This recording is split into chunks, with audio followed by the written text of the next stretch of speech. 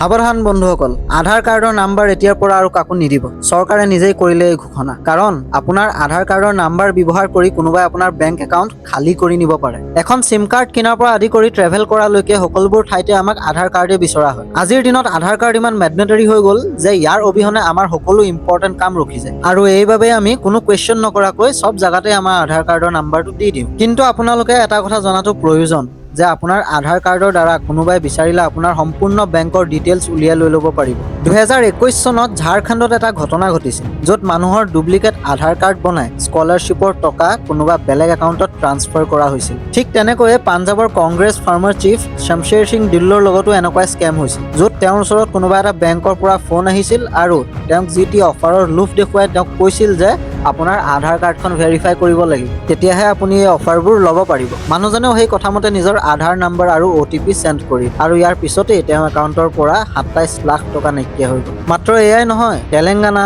লক্ষ্ণৌ, ছত্তীশগড়ৰ নিচিনা ডাঙৰ ডাঙৰ ঠাইত এইবোৰ আধাৰ কাৰ্ডৰ স্কেম চলি আছে। আপোনাৰ আধাৰ কাৰ্ডৰ নাম্বাৰ ইউজ কৰি হেকাৰবোৰে এনেধৰণৰ কিছুমান কাম কৰিব পাৰে যিটো আপুনি কেতিয়াও ভাবিবও নোৱাৰে। যেনে আপোনাৰ আধাৰ কাৰ্ড দি হেকাৰে প্ৰপাৰ্টি কিনিব পাৰিব আৰু তাৰ লোনৰ কিস্তি আপুনি দিব লাগিব। তেনেকৈ গাড়ী, মোবাইল এইবোৰ বস্তু আপোনাৰ নামত ল'ব পাৰিব সিহঁতে আৰু তাৰ লোনবোৰ মাৰিব লাগিব আপুনি। আনকি আপোনাৰ আধাৰ কাৰ্ড দি তেওঁলোকে চিম উলিয়াব পাৰিব, পাছপোৰ্ট বনাব পাৰিব। এতিয়া আপুনিয়ে ভাবক আপোনাৰ নামত হেকাৰে কিমান ডাঙৰ ডাঙৰ ফ্ৰড কৰিব পাৰিব আৰু আপুনি তাৰ একো খবৰে নাপাব। এখন আধাৰ কাৰ্ডত 13টা বায়'মেট্ৰিক থাকে, যেনে আপোনাৰ চকু, আপোনাৰ ফিংগাৰপ্ৰিণ্ট, আপোনাৰ ফেচ। এইবোৰ ৰিজনৰ কাৰণে আধাৰ কাৰ্ডখন বনোৱা সময়ত আমি ভাবিছিলো যে আধাৰ কাৰ্ডখন আটাইতকৈ ছেফ ডকুমেণ্ট হ'ব বুলি আমাৰ। কিন্তু এতিয়া কোনো OTP নোহোৱাকৈ অকল আধাৰ কাৰ্ডৰ নাম্বাৰ দিয়ে আপোনালোকৰ বেংক একাউণ্টবোৰ হেক হোৱাৰ সম্ভাৱনা আছে। আৰু এইবোৰত অকল সৰু সুৰা মানুহৰ হাত নহয়, আধাৰ কাৰ্ড অফিচত কাম কৰা মানুহৰো ইয়াত হাত থাকে। হায়দৰাবাদত এটা কেছ ধৰা পৰিছিলে য'ত আধাৰ কাৰ্ড এমপ্লয়মেণ্ট অফিচাৰে 7,000 ফেক আধাৰ কাৰ্ড বনাইছিলে আৰু সেই আধাৰ কাৰ্ডবোৰ ইউজ কৰি কিমান মানুহক জানো তেওঁলোকে ঠগিলে এতিয়া নিজে ভাবক। আধাৰ কাৰ্ডৰ লগত আমাৰ ইচ এণ্ড এভৰি ডিটেইল কানেক্ট হৈ থাকে, যেনে ইমেইল,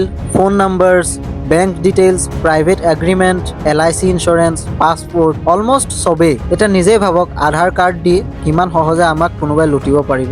আজি আমি একো নভবাকে য'ত ত'ত আমাৰ আধাৰ কাৰ্ডখন শ্বেয়াৰ কৰি দিওঁ, কিন্তু আমি এনেকুৱা কৰিব নালাগে। চৰকাৰে নিজেই কৈছে যে নভবা নিচিন্তাকৈ ক'তো নিজৰ আধাৰ কাৰ্ড নাম্বাৰ নিদিব। তাৰ বিপৰীতে মাস্ক আধাৰখন ইউজ কৰিব। হয়, UIDAI অফিচিয়েল ৱেবছাইটৰ পৰা আপুনি আপোনাৰ মাস্ক আধাৰখন ডাউনলোড কৰিব পাৰিব। সেইখন আধাৰত মাত্ৰ 4টা নাম্বাৰহে আপোনাৰ ওলাই থাকিব। গতিকে সেইখন আধাৰ কাৰ্ড ইউজ কৰক, আপোনাৰ সম্পূৰ্ণ আধাৰ কাৰ্ডৰ নাম্বাৰ কেইটা কাকো নিদিব। ভিডিঅ'টো ভাল লাগিলে চেনেলটো ছাবস্ক্ৰাইব কৰি ল'ব।